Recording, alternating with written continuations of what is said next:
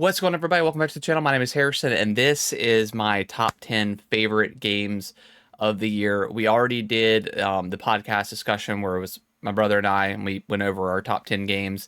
The audio ended up being pretty echoey. We recorded for the first time in person in a very, very long time.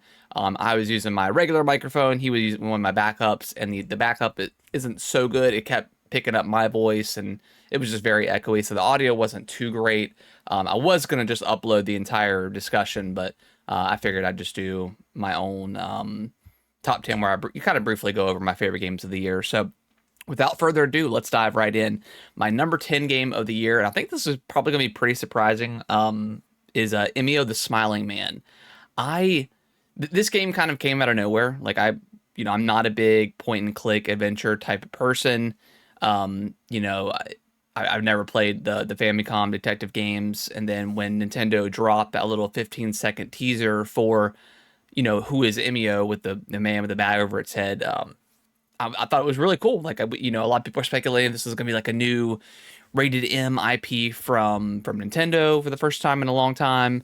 I thought the marketing for that game was really, really great. And then we found out that it was, Famicom Detective Club. But then they released the demo chapter, like the 3 chapters of the game. I played all 3 of those and I really liked it, and it ended up making me want to play the game. So I picked it up, and here it is sitting at number 10. It's a great game. It's at number 10 because I think the story is amazing, but gameplay wise, it's not, it's just kind of you're choosing the conversation points to kind of further progress the conversation, which then leads you to different areas of the game. So there's not much gameplay to it, but I think the story is so incredible, and that the prologue at the end of the game is insane. The story alone, I think I would highly recommend it to everybody. Sitting at number 9 is Call of Duty Black Ops 6. This Call of Duty really surprised me this year. I have not been a Call of Duty person in a very long time. The last Call of Duty game I've played is probably Black Ops 4, which is a while ago, and that was kind of their first attempt. They didn't have the campaign mode. They had the regular multiplayer, and then they had their first attempt at a battle royale mode, and that later turned into Warzone for the next Call of Duty. But I really like this game. I still haven't finished the campaign, but I've really liked what I've played so far. For those who know, I'm on like the horror themed level, which is really good so far. Still got to beat the campaign. Haven't touched zombies, but just the regular multiplayer alone has kind of catapulted it up to number 9. And again, other than the omnidirectional movement, I don't think multiplayer wise this game does anything new. They kind of brought back what I like about Call of Duty, the prestige and stuff like that, and how you level up, and you can kind of customize your gun to your liking. So I really like all those aspects of it. It's just fun. There are problems with the game, like the respawns are always kind of bad, but they're kind of bad in every single Call of Duty game. But all the maps that I've played have been really fun. A few stand out more than others, but there's not a map that I necessarily hate in this game. But yeah, I think and again, this could just be because I haven't played every single Call of Duty every single year. So it could just be it could not be on my list if I had played all those, but the fact that I've missed out, and I'm finally jumping back into a Call of Duty, and it's been great. It was on Game Pass, so I didn't have to pay for it necessarily. It's just been a really, really great experience. Coming in at number 8, the most recent game on this list is Indiana Jones and the Great Circle. I thought when I was initially at, in Giza, and I was playing through it, I thought that this would end up being higher. And I really do like this game. If you were a person who likes, the Chronicle of Riddick, Escape from Butcher Bay back on the Xbox OG days, and then they're really a great remaster on 360. It's a lot like that game. It's not a shooter, so you can go through the entire game without firing a weapon at all. And I did for the most part. I did, experiment around with some of the guns, but it's at the end of the day, it's a sneaking game. You're gonna punch your way out of a lot of situations. I think they absolutely nail the vibe of Indiana Jones and that kind of universe. The AI is goofy, but kind of works because the Nazis in the Indiana Jones movies are pretty stupid.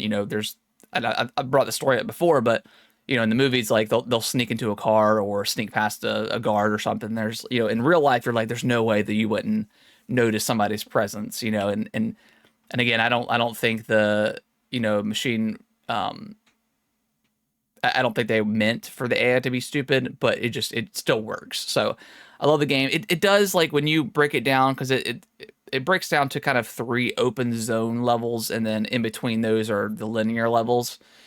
You're doing the same thing in each open zone, like you're collecting the artifacts, or the medicine bottles, or the books, so you can upgrade the in Indy's strength, when he's punching, or like a whip upgrade or something like that. So you're doing the same thing. It just feels different because the quest dialogue is different and stuff like that, and obviously the environments are different. And it could be up a couple of spots on my list. I did run into a quest stopping bug in the Vatican, and it was in one of the patch notes that they put out. It states that bug was fixed, but it never got fixed for my game for whatever reason, and it stops me for getting an artifact piece that you can use for a puzzle in the end game. So I would have done all that stuff. I was just complaining about the checklisty kind of system they had for each level, but I still would have done that stuff. And again, I think if I was able to complete it, it could have gotten a little bit higher. But I mean, at the end of the day, it was a quest ending bug that I did experience, and is still not fixed yet. So, but yeah. But other than that, I mean, the game is still incredible. Coming at number 7 is another Crab's Treasure.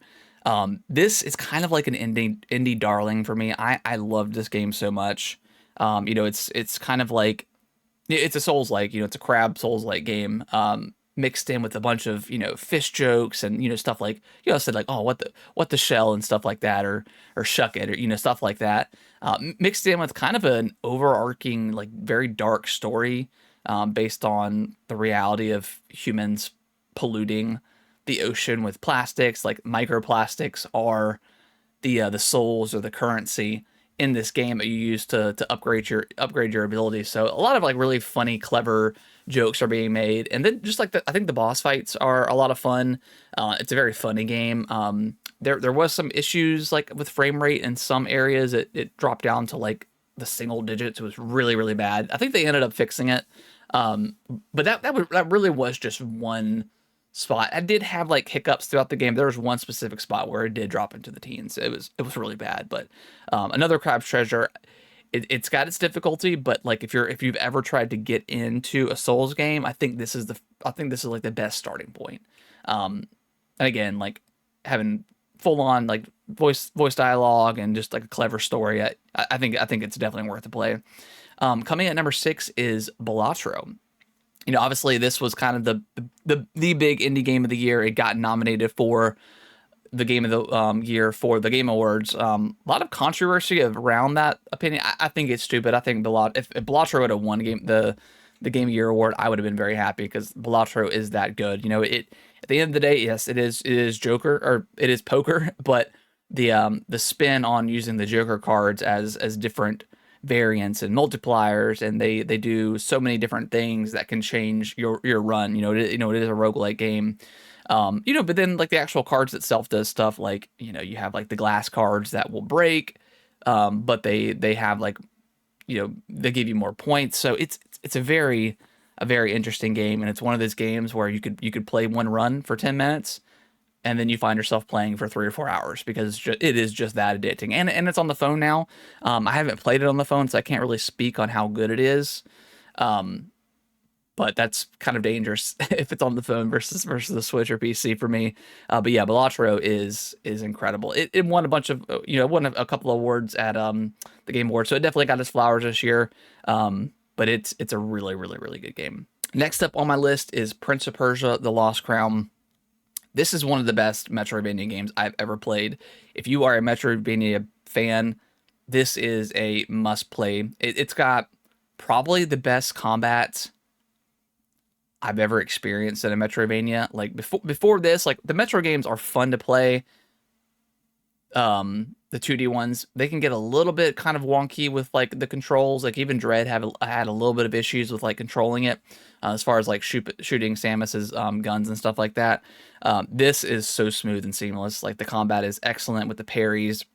Using the time stop powers to be able to like create like a person, and then you can kind of rewind time or go back to that image that you created. It's so cool. The map layout is great. Intertwining the map. It's always like one of the best things about a Metroidvania game. So I love that type of stuff. They do a really interesting, unique mechanic that I want to see every Metroidvania game going forward do, is when you're on the map, you can essentially take a snapshot of wherever you were. So like if you're on a map and there's clearly a ledge you can't get to because you don't have the double jump ability yet, or some sort of other ability, you can pin the map. It'll take a snapshot of it, so that way later on when you get that ability, you're like, oh yeah, there's that one spot. Then you can look it up, and then you can kind of fast travel over to that spot. The only critique I had about the game, and it's been fixed now, is the fast travel points. They had specific fast travel points in the game, and sometimes they were pretty far away from where you needed to go, or like another whack tree, and that's where you save, and that's where you can like swap out your amulets and stuff. And the update that they recently did, I think alongside the DLC, is they made every whack tree. I know it's kind of silly, but they made every one of those a fast travel point, so you can really get across the map a lot faster. And that was my only really gripe with the game, and that wasn't really a huge problem. I don't think. Once you unlock the entire map and you're just trying to collect some of the collectibles and do some of the side missions, that's when it kind of becomes a pain. But if that's the only gripe I have with it, this game is amazing. Next up is Black Myth Wukong. I love this game. The combat is fun. It's definitely got the mix of the Souls-like and kind of like a 3D action game like God of War or something like that, and kind of mixed together. I know I kind of took like a pause. I was trying to get the words to come together on how I wanted to explain how the combat works. But so yeah, it's different than like a traditional Souls game as far as the combat works. But the combat's really fun. I had a blast playing through it. It is definitely not a boss rush game. I think a lot of people got that negativity, and yes, you can, if you mainline the story. You're gonna fight bosses a ton, like back to back to back. But I mean, you're still exploring throughout those before those bosses. It's not like you're hitting a boss every 5 minutes. If you're actually exploring and playing the game like you're supposed to be, you're gonna come across other bosses, other side bosses, do side missions. I think the story is really interesting. Obviously it's a Journey to the West type of story, but that was really cool to kind of see that in a AAA budget game, really for the first time. And I know there was like Enslaved, Odyssey to the West, and obviously Dragon Ball is based off the Journey to the West story, but really great game. Had some of the coolest bosses. It kind of starts to fall flat towards the end. Like the final chapter is the biggest open area, where you get a certain ability. I'm trying not to spoil it. A certain ability where you can really traverse the area, but there's not a lot to do. And aesthetically, it's kind of the worst looking area. It's just kind of, it feels like it's a bunch of like lakes and trees and stuff. So it definitely feels like copy and paste, when they were developing that area. I know it's not necessarily the case, but that's how it looks. So like chapters 1 through 4, I think, are top tier. Then 5 or 6, kind of where it falls off a little bit. But the secret like ending boss is incredible, and then the final boss I think is awesome. So yeah, Black Myth. I think if you're a Souls-like fan, 3D action kind of fan, and you haven't played this game, I think it's totally worth it. I don't know when it's going to come to Xbox, if it ever does. Who knows? But it's an absolute incredible game. Number 3 is Astrobot. This game won Game of the Year at the Game Awards. It's a really good 3D platformer. We were having the conversation on the podcast when we were talking about our games of the year.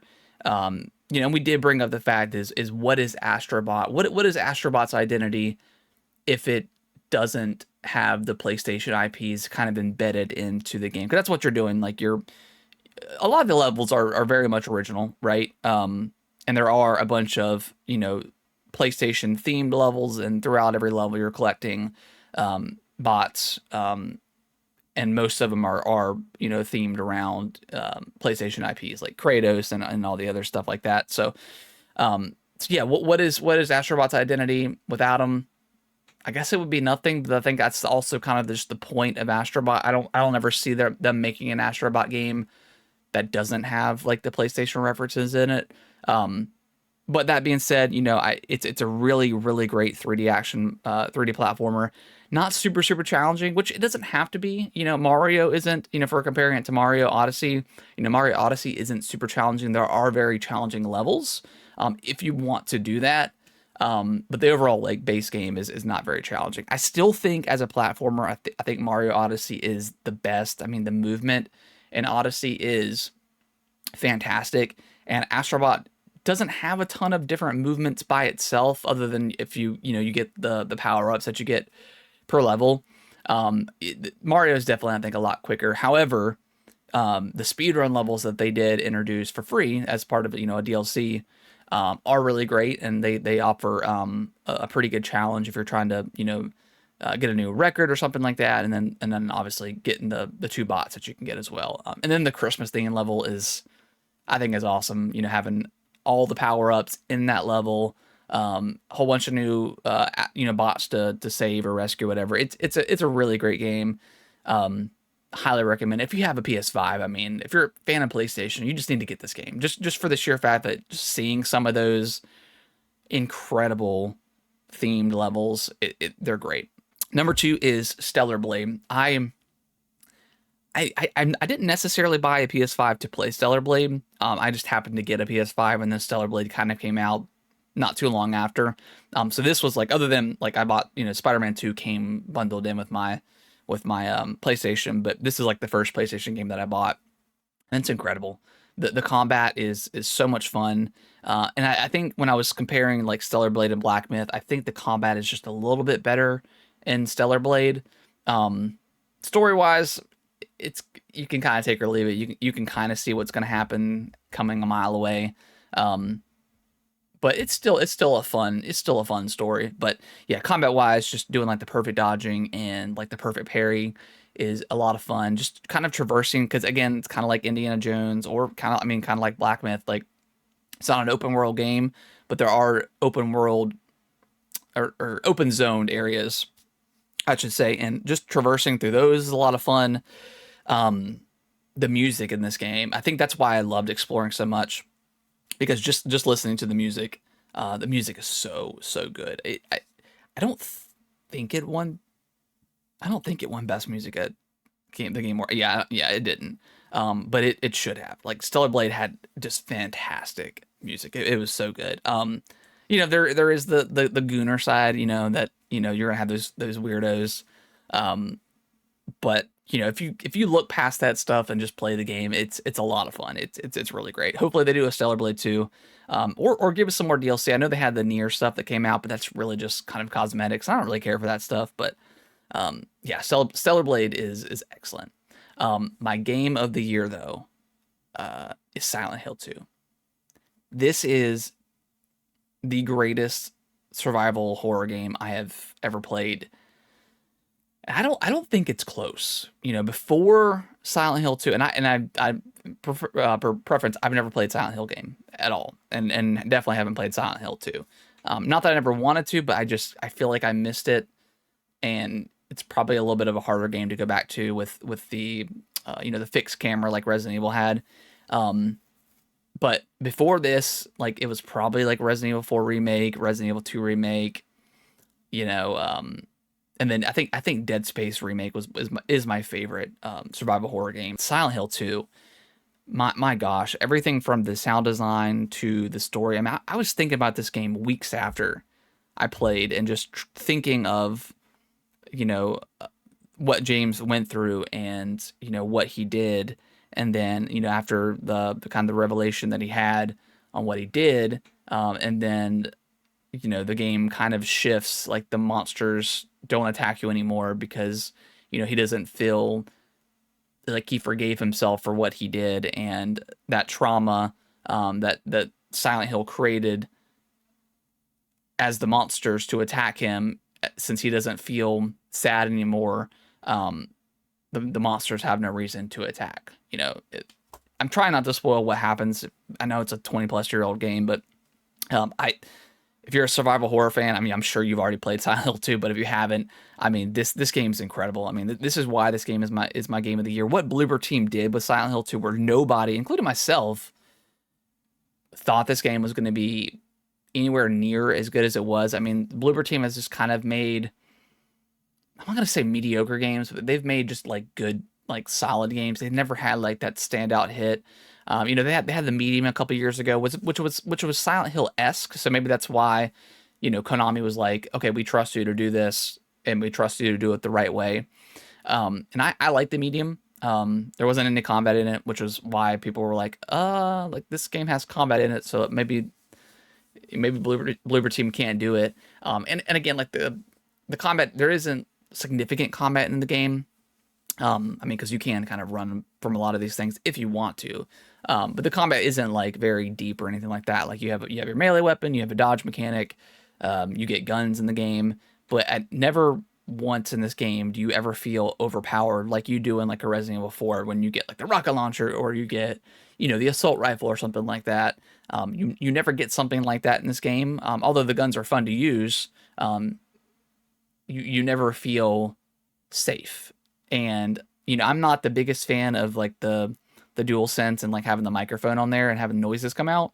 I think a lot of times it's just kind of gimmicky, but whenever you're walking around a corner and you hear the radio come on, and you hear that just disturbing, like crying, scary monster noise, it makes your skin crawl. Like it makes you feel uneasy, and that's the way you feel the entire game. Like I think I only played this game maybe a couple hours a night, just because like the game is so intense and you never feel safe at all. Yeah, it's a very, very uneasy, unsettling game, and I love it. It's my game of the year for 2024. It's absolutely incredible. I went ahead and started a second run because you do get like a really unique melee weapon, which is awesome.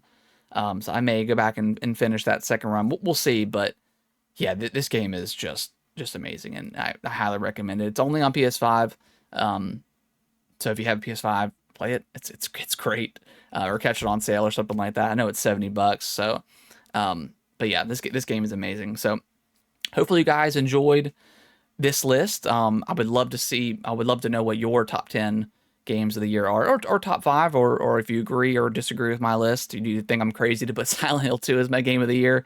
Now, notice I didn't mention Elden Ring. Shadow of the Erdtree was one of the best games I played this year. But at the end of the day, it's DLC that you have to play a majority of Elden Ring. And I gave Elden Ring its flowers in 2022, and it won. And I'm sure I'll be talking about Night Rain, you know, next year when we get closer to that release date. So, you know, Elden Ring has got its flowers for me personally. So I didn't want to include it and kind of use up a space for these other games that I wanted to talk about. Obviously, Silent Hill 2 is a remake, but I feel like it is so different than the original. I feel like it deserves to be on this list. So, and again, it's all subjective. Like, you can have whatever you want on your list. It doesn't really matter at the end of the day, like, who actually cares. But hopefully you guys enjoyed this video. I may have one more video coming out before the new year, but if I don't, I hope you all have a happy new year. Merry Christmas, Happy Hanukkah, whatever holiday you celebrate. And I'll see you in the next video. Thank y'all so much for watching this video. I really appreciate it. Consider subscribing to the channel. I'll let YouTube algorithm pick one of my videos below for you guys to watch. Give it a click, and I hope you enjoy, and I will see you in the next video.